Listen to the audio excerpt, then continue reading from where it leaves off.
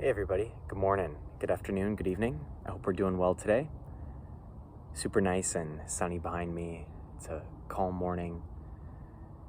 Nothing's really going yet, so it feels nice to come out here and just kind of beat everybody, at least most people. I see a walker coming up here, but that's all good. So real quick topic for today, I just wanted to talk about setbacks and how we all experience them along our journey, and how it's super important not to take setbacks and to completely stop when we experience them.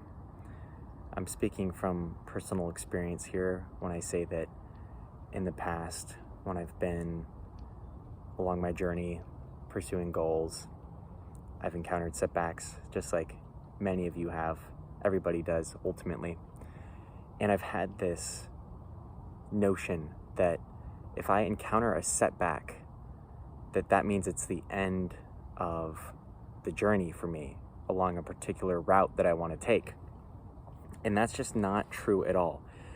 That's so untrue and so unrealistic to not encounter any obstacles. And really, I think that was a defense mechanism that I had used in the past to find an excuse to quit.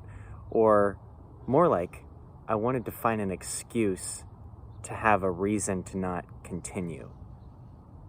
I didn't want to take ownership and responsibility and figure out why I encountered the setback, or not even why I encountered it, but what I could learn from the setback and how I could apply what I learned from that setback moving forward so that I'd learn from my mistakes and not repeat them, at least that mistake, with the understanding and realization that I'm gonna very likely, if the journey is long enough for this particular route, encounter more obstacles. We usually don't just encounter one obstacle. It's not like a obstacle we encounter one obstacle in the beginning. Let's say we encounter one in the middle and then one at the end meaning before we meet what it is we want to meet along that path. But maybe we'll experience more obstacles in the beginning, as a lot of us do. Maybe we won't encounter many in the beginning, and we'll have a false sense of like, okay, I'm not going to encounter any obstacles because I made it through the beginning. I launched, I got my feet off the ground. Now maybe in the middle of that path, then you start encountering.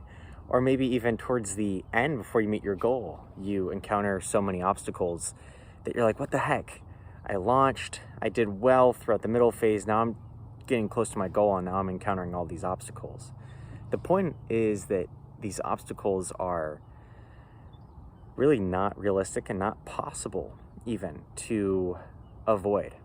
We're going to encounter them, and sometimes we don't know what the obstacles are going to look like. We might think that if we try to quit smoking, that the obstacles we're going to encounter are going to be relapsing. That might not be the case. Maybe the obstacles that we encounter are a loss of friends because we're stopping a habit that we used to indulge in and it became a part of us. And now that we're stopping that, maybe our friend group was all smokers as well. So maybe we lose some connections, or people think, oh, you're better than me, or you're trying to be better than me because you're trying to quit. It's like, well, no, I'm trying to quit to just make myself a better person.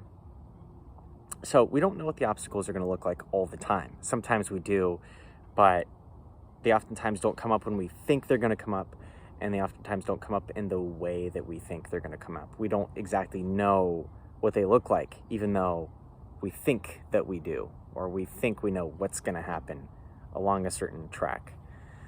So don't quit when you encounter obstacles. Don't stop. Don't do what I used to do and still struggle to do. I use past tense because I'm getting better at it. But when I encounter obstacles to this day, setbacks, tough times, of course I still want to quit. I mean, it's just a natural feeling that makes you question if what you're doing is worth it, because you're experiencing discomfort and pain. But pushing past that discomfort and pain is where you're going to find the growth. It really can't happen without the discomfort. No pain, no gain, right? Such a cliche saying, but it's so true. And the most beauty usually comes after we face the most pressure, just like a diamond being crushed by the earth, right? Leads to beauty on the other side. that's really all I had for you this morning. Hope everybody has a wonderful day today. We'll talk soon.